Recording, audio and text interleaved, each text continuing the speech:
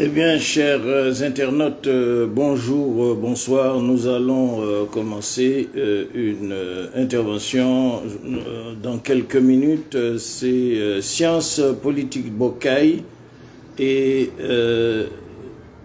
aussi associé aux recherches du Centre islamologique africain caribéen de recherche et de la pensée musulmane.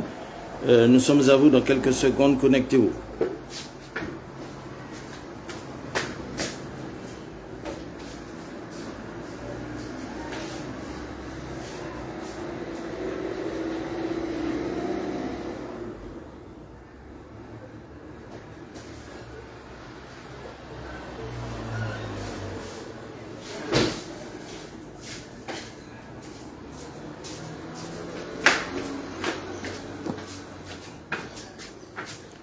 Eh bien, chers internautes, bonjour, bonsoir.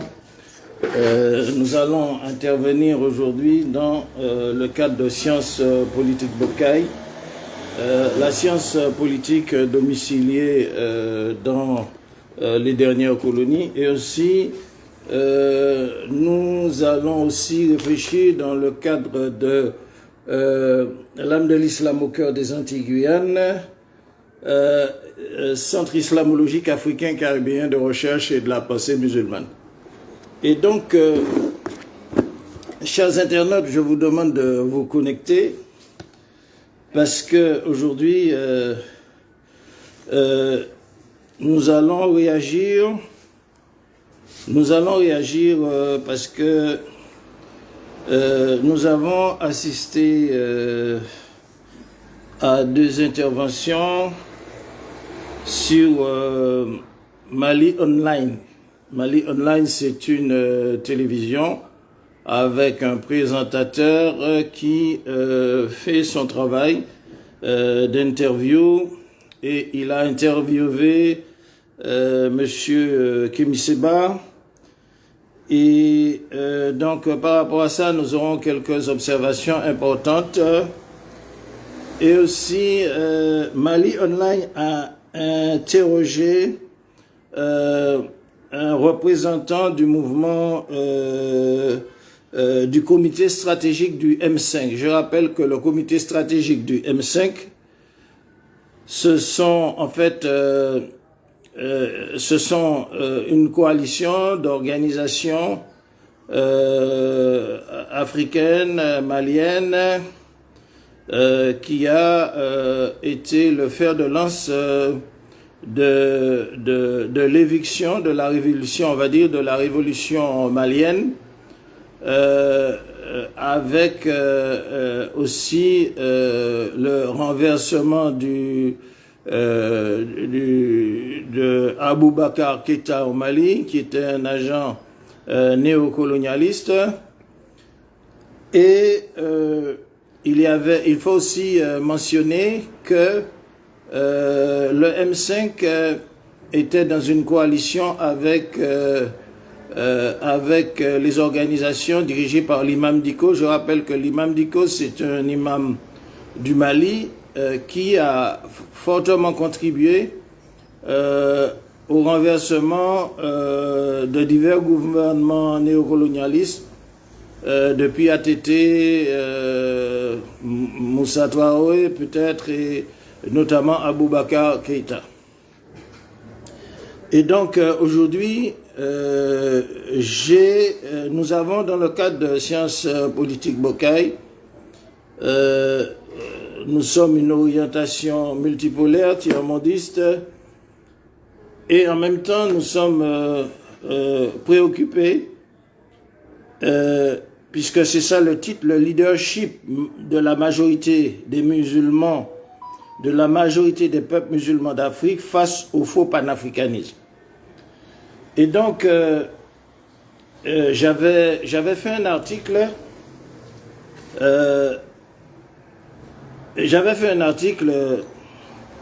sur ce que c'est que le faux panafricanisme.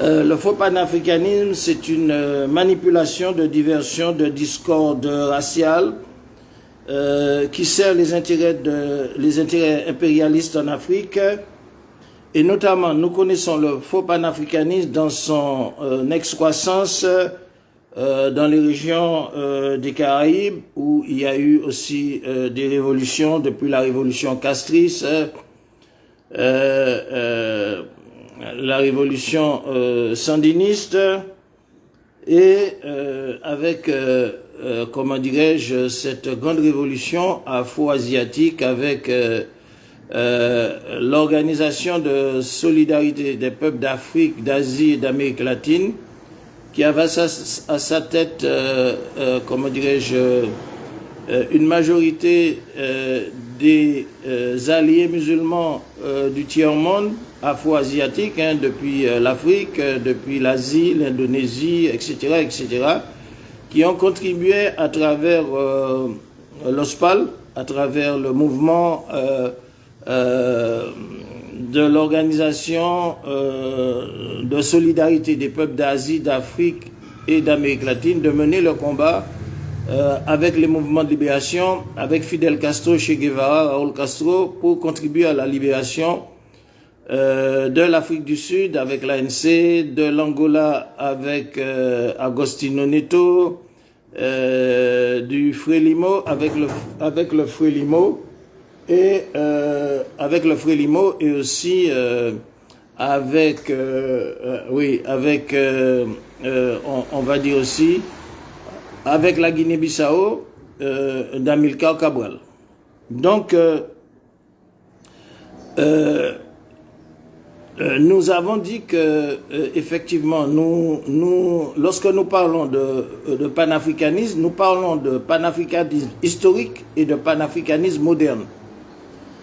Et à cet effet, le mouvement panafricaniste qui va déclencher les mouvements de libération depuis le Cameroun, le Congo, ce n'étaient pas des organisations de type racialiste, kémite, afrocentriste, pharaoniste. C'était des patriotes africains qui, pour la plupart, étaient des communistes, des marxistes, patriotes, qui ont fait leur devoir, et il n'y avait pas de problème, puisque les masses africaines qui ont contribué à ces libérations, c'était des masses chrétiennes, des populations chrétiennes, musulmanes, animistes. Il n'y avait pas de problème. Mais le problème aujourd'hui en Afrique va venir avec le faux panafricanisme. Et donc je vais répondre aussi à M. Kémy-Séba, qui dit que le Mali c'est la base du panafricanisme. Avant d'être, il faut bien préciser quel panafricanisme. Le Mali est la base de quel panafricanisme? Parce qu'il ne faut pas oublier que les grands résistants, on peut parler de Alpha Yaya, de Mohamed Lamine, de Samori Touré, de Soundiata Keita, de Cheikh Amadou Bamba, de Cheikh Tijani, de Cheikh Ibrahimi là, en Algérie, de Cheikh Ben Badis, comment dirais-je, et nous allons remonter à l'Amir Abdelkader d'Algérie, et aussi à Omar Mokhtar de Libye. C'était des grands résistants musulmans qui étaient les premières personnes, les premiers mouvements à faire face à l'invasion des Portugais, des Espagnols, des Français et de tous les colonialistes occidentaux. Donc, après, nous appelons cela le panafricanisme historique. Mais c'était des mouvements musulmans. Et il ne faut pas oublier que dire que réduire le Mali, que les laïcs, que les personnes qui ont été éduquées en Occident, qui sont des intellectuels, des professeurs, des philosophes ou des activistes qui ont quitté l'Europe pour venir en Afrique, comment dirais-je, il est inconvenant qu'ils nous disent que le Mali est seulement la base de leur panafricanisme, dans la mesure où c'est un panafricaniste laïque, c'est un panafricanisme qui, non seulement il est laïque, puisqu'il est laïque, il s'inspire de l'idéologie occidentale, du nationalisme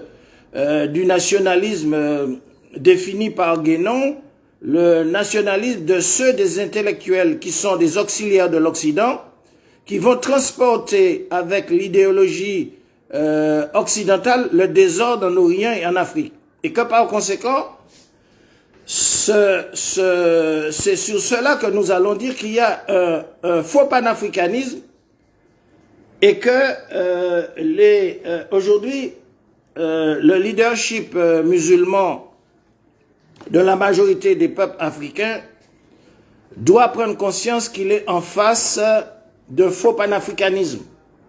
Que M. Kémy Séba veuille le reconnaître ou ne pas le reconnaître, nous n'avons pas dit qu'il est dans le faux panafricanisme. Attention, nous avons dit que M. Kémy Séba, qui vient de l'Europe, de la France, qui a une antériorité par rapport à des mouvements, nous pouvons... Et d'ailleurs, Joe Dalton a parlé a parlé dans une vidéo de Berzin, du nommé Berzin de la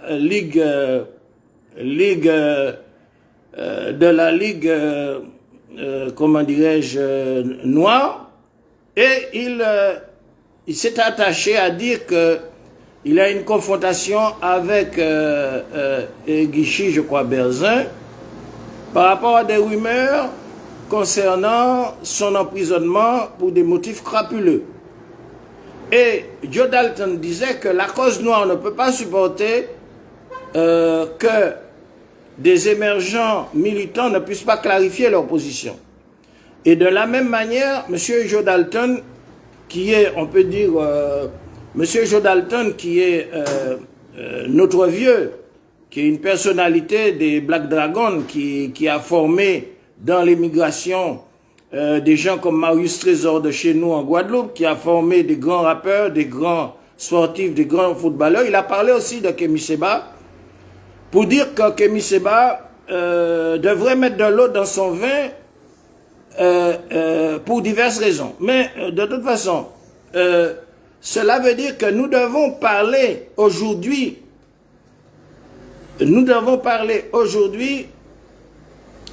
de cette question qu'il y a un faux panafricanisme qui va servir les intérêts, comment dirais-je, des impérialistes occidentaux à travers un nationalisme noir qui remonte comment dirais-je, au nationalisme noir égyptologique, du nationalisme noir kamite, du nationalisme antadiopiste, qui en définitive, c'est un nationalisme qui alimente un suprémacisme et un hégémonisme noir que nous récusons, parce que cet hégémonisme et comment dirais-je, cet hégémonisme et ce suprémacisme noir, c'est l'égal de l'idéologie talmudique de la race élue blanche et du peuple élu, etc., etc. Donc, il faut qu'on sache qu'à l'heure où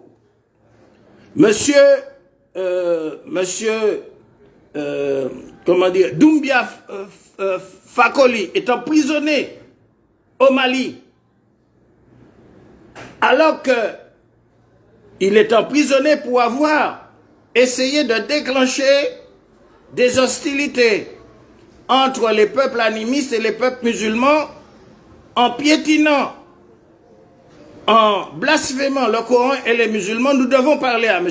Kémy Séba pour leur dire quel rôle nous jouons dans le mouvement de libération pour qu'il n'y ait pas de confusion. Le Mali n'est pas seulement la base du panafricanisme qui, comment dirais-je, qui enchante les laïcs, les kamites, les personnes qui se réclament du vaudou. Parce que M. Kémy Séba, lorsqu'il est en Haïti, il dit que les musulmans vont à la Mecque, les chrétiens vont Awam et que les Africains doivent aller en Haïti, qui est le temple du vaudou. Donc, bon, et maintenant, il dit sur la télé qu'il respecte les chouyouk, les cheikhs, comme Cheikh Amadou Bamba, Cheikh Tijani, Cheikh Tijani, et en même temps, il défend Flakoli, comment dirais-je, Doumbia Flakoli qui est en prison. Il dit qu'il ne doit pas... Oui, Flakoli doit être en prison. Parce que Flakoli, c'est le Salman Rushdie, instrument de provocation d'un conflit dont le nationalisme jacobin à l'origine est générateur, dans ses stratégies de Napoléon en Égypte pour diviser les Égyptiens et les Égyptiens, comment dirais-je, les Égyptiens musulmans et les Égyptiens non musulmans. Donc, par conséquent, c'est ça la problématique. Il ne faut pas que, lorsque Kémy Séba nous dit que la paix c'est avec vous, lorsqu'il nous dit que, effectivement, que nous sommes d'accord, lorsqu'il nous dit qu'il faut la paix entre animistes et musulmans, c'est la stratégie. C'est la stratégie pour l'union des peuples. Mais en même temps, comment dirais-je, il faut que Kémy Séba clarifie sa position parce qu'il n'est pas le leader des masses. Il n'est pas le leader des masses musulmanes africaines, même s'il va voir le Hezbollah, même s'il va voir l'Iran, etc., etc. Kémy Séba, c'est un leader auquel nous concédons de mouvement panafricaniste, mais il faut clarifier les choses. Parce que il faut savoir que le leadership musulman de la majorité des peuples a en face de lui le faux panafricanisme et que Monsieur Kémy Séba doit être conscient de ça et c'est ce qui justifie notre analyse. Donc, nous avions fait un article. Donc, nous pensons que Monsieur Flakoli doit rester en prison par rapport au fait que le Mali, c'est une base du mouvement africain des Almamis et qu'on ne peut pas, dans un pays à 99% de musulmans comme le Mali, comme le Sénégal, tolérer que des individus, des Salman Rushdie africains provoquent un peuple. Si c'est un blasphème qui normalement doit être puni très sévèrement. Donc il a la chance d'être encore en prison au Mali. Voilà notre position et nous parlons au moment où un imposteur comme comment dirais-je, un imposteur martinico-guadeloupéen, comme monsieur Omotunde a déclaré, et nous l'avons explicite, que l'objectif des faux panafricanistes des Kamit, c'est de créer le royaume de Kemet en Afrique. Ça veut dire d'éliminer complètement, d'éliminer le leadership musulman en Afrique, et même ça veut dire de génocider les populations musulmanes. Donc il faut être très clair. Et que M. Kémy Séba, nous pensons que la disparition de Motunde, c'est, comment dire, c'est un moindre mal. Parce que Motunde attaquait la majorité des peuples de la diaspora qui sont des peuples chrétiens, et il attaquait les peuples musulmans. Il a dit qu'il veut créer le royaume de Kemet en Afrique et dans la diaspora, et il a dit que la Mecque c'est un fétiche. Donc il faut être très clair, il faut arrêter comment dirais-je, l'hypocrisie. D'ailleurs, M. Kémy Séba n'est pas musulman, il doit s'adresser à ces gens du vaudou parce que M. Kémy Séba, il est tenu de faire l'unité entre les gens, les animistes et les musulmans dans la mesure que c'est la ligne du panafricanisme. Nous allons clarifier la situation. Nous avons dit que le faux panafricanisme, à travers les kémites, parce qu'il y a des gens qui ont participé dans leur passé à des organisations suprémacistes, racistes en Europe et qui aujourd'hui se réclament, à l'instar de M. Berzin, etc., qui ont des problèmes de droits communs qui se réclament du peuple noir, et Joe Dalton a bien dit cela. Donc, nous parlons de cette problématique. Il y a des éléments que nous devons dénoncer en Afrique. Ce sont les éléments qui se cachent derrière le nationalisme antadiopiste, qui se cachent derrière le panafricanisme, qui se cachent derrière l'afrocentrisme. Et nous avons dit que ce sont des éléments de la division, de la discorde raciale qui sert l'impérialisme en Afrique et aussi dans les pays caribéens, sud-américains. Et cela, nous allons dire que après la mort de Fidel Castro et de Che Guevara, il y a un courant qui veut essayer de nous livrer, nous vendre un contre-panafricanisme. Parce qu'il ne faut pas oublier que si le mouvement de l'organisation de la solidarité des peuples d'Asie, d'Afrique et d'Amérique latine sous la houlette de Che Guevara, de Fidel Castro, de Raúl Castro et de tous les révolutionnaires sud-américains, a pu mener ce combat en Afrique pour libérer l'Angola, comment dirais-je, la Guinée-Bissau, l'Afrique du Sud, le Mozambique, c'est avec le soutien du leadership musulman afro-asiatique d'Afrique et d'Asie qui soutenait le mouvement de libération en Afrique à travers l'OSPAL qui se trouvait à Cuba. Et après la chute de l'URSS, Fidel Castro, Che Guevara, Fidel Castro et Chavez, ils ont recréé une entité qu'on appelle l'ALBA, qui est l'Alliance bolivarienne pour l'Amérique du Sud, qui est toujours dans la même ligne. Donc, notre but, c'est de faire un rappel historique pour que l'on sache que les agendas mondialistes de l'Empire procèdent à des manœuvres contre toutes les organisations du tiers-monde qui sont à vocation internationaliste et qui se regroupaient sous le castrisme, ça veut dire sous le mouvement à l'époque de Fidel Castro, dans l'OSPAL, c'est-à-dire l'Organisation de solidarité des peuples d'Asie, d'Afrique et d'Amérique latine. Donc, c'est à partir de cela que nous disons que on va chercher à nous vendre un contre-panafricanisme qui fait partie de ce que nous appelons la géopolitique de l'hypocrisie ou un pseudo-panafricanisme qui est en rapport avec l'article d'un tiers-mondiste qui a parlé de jonction du panafricanisme et du sionisme. Depuis le Parti démocrate aux États-Unis et ses rapports avec le sionisme, il y a une tentative qui a échoué de jonction du panafricanisme et du sionisme, mais qui continue sous d'autres formes, à travers un faux panafricanisme.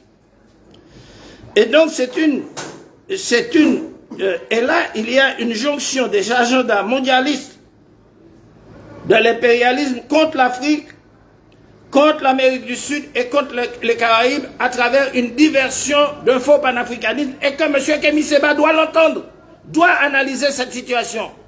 Puisqu'il a bien dit que Omotunde n'était pas son ami, mais il a salué. Omotunde a déclaré que c'est l'impérialisme noir qu'il veut instituer en Afrique et dans les Caraïbes. Donc cette personne, sa disparition, c'est un moindre mal pour nous et par conséquent, il faut que disparaissent de cette manière tous ceux dont le Coran nous dit, au nom de Dieu, le clément et miséricordieux, que les deux mains d'Abou Lahab, c'est Abou Lahab, faux panafricaniste, c'est Abou Lahab. Les ennemis du prophète Mohammed, c'est Abou Lahab, qui sont des Kamites, des égyptianistes, qui sont des faux panafricanistes.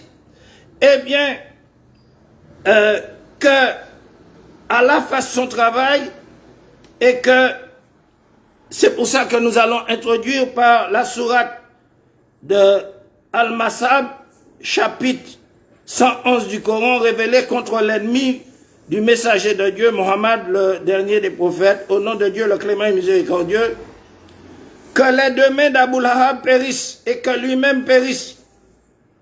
Ses richesses et tout ce qu'il a acquis ne lui seront d'aucun secours. Il sera livré à un feu ardent, ainsi que sa femme porteuse de bois, dont le cou est attaché par une corde de fibre.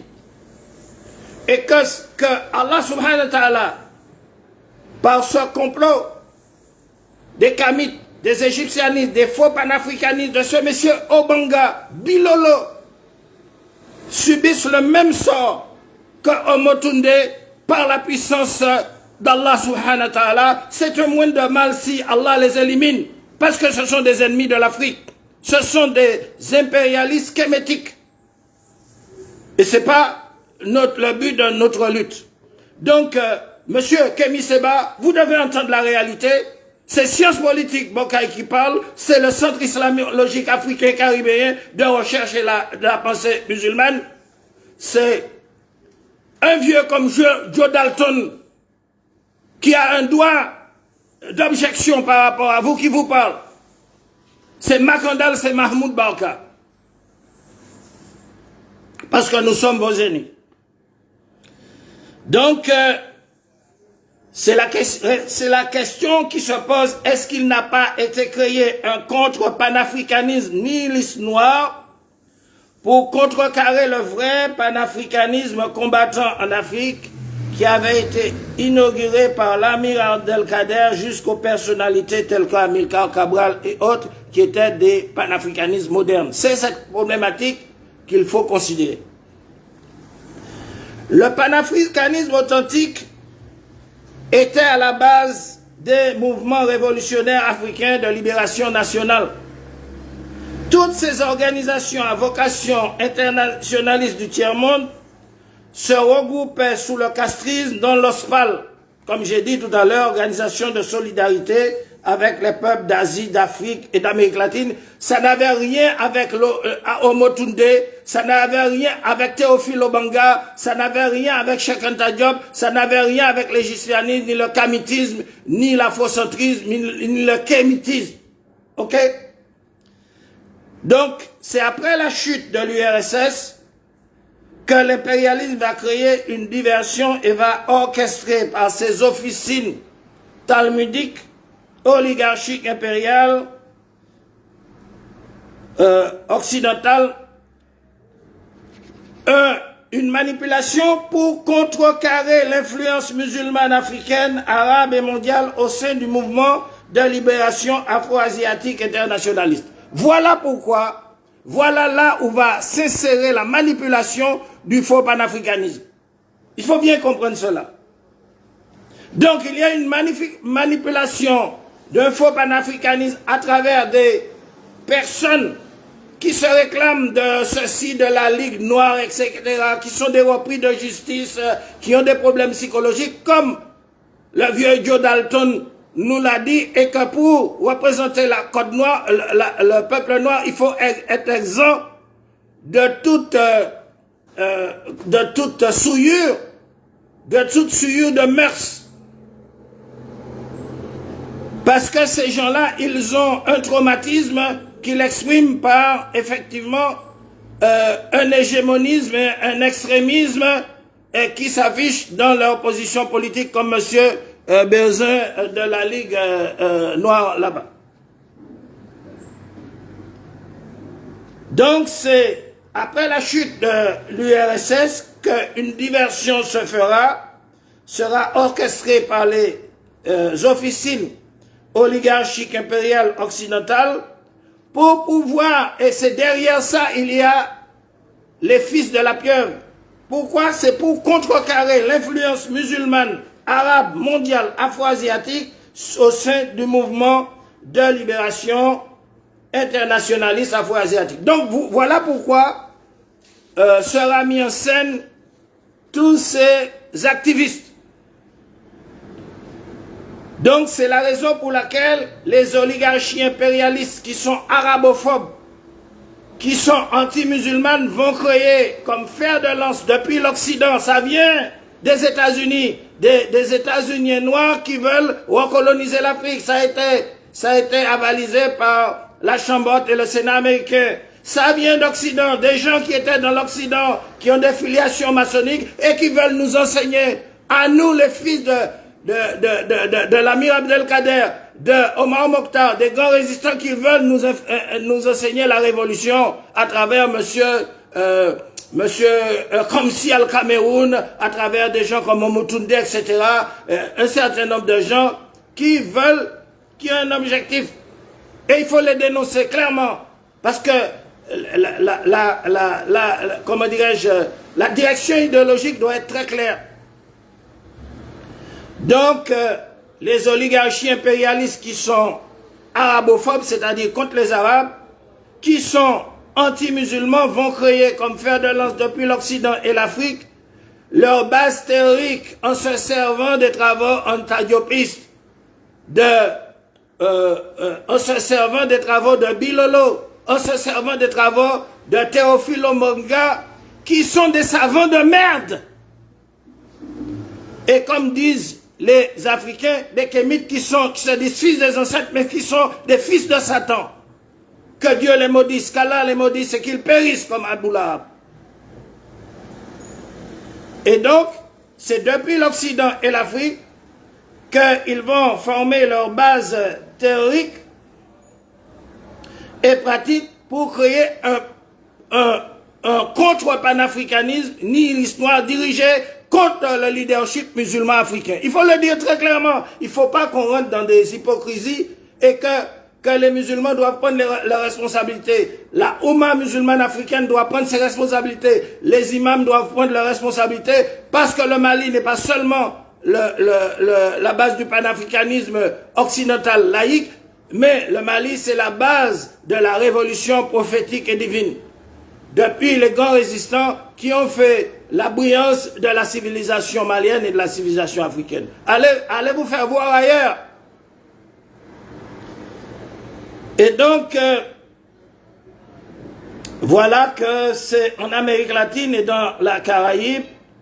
Donc c'est un processus de diversion contre les Arabes, musulmans ou chrétiens, contre les Africains, musulmans ou chrétiens, que les impérialistes anti-musulmans vont mettre en place pour récupérer au profit d'un contre-panafricanisme une certaine jeunesse, parce que ces militants extrémistes qui viennent de l'Europe avec leur nationalisme nihiliste noir, ils étaient dans des groupes néo-nazis, des groupes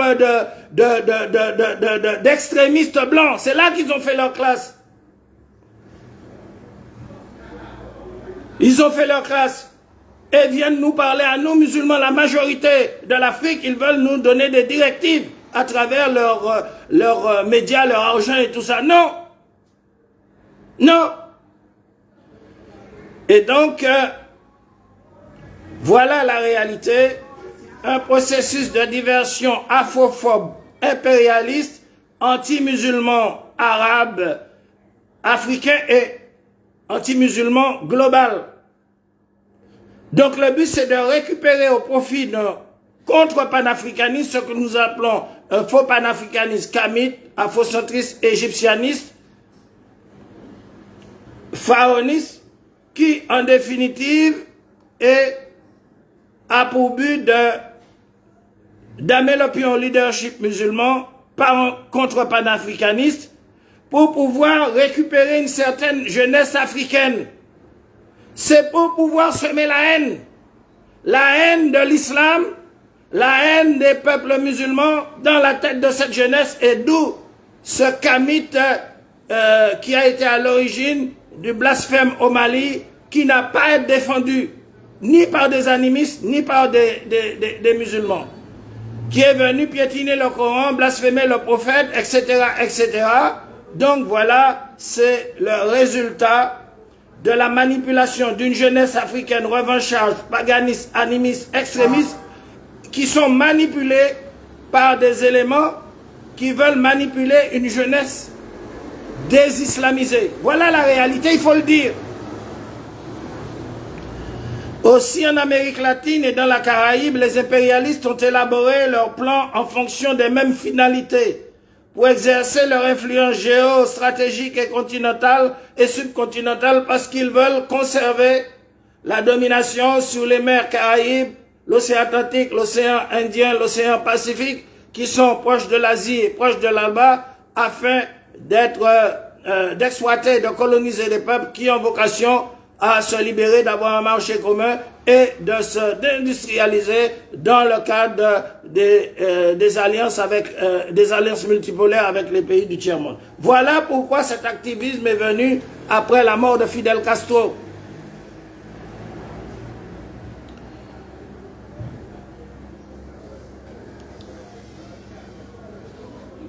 C'est la raison pour laquelle, dans ces régions des Amériques insulaires, seront instrumentalisés certains éléments d'une jeunesse occidentalisée, adepte d'un contre-panafricanisme raciste, noiriste et extrémiste.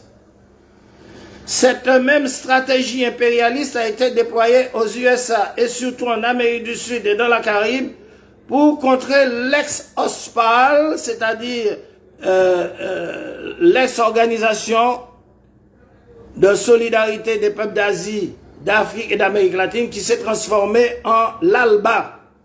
Donc c'est pour contrecarrer tout ça que ces activismes agissent.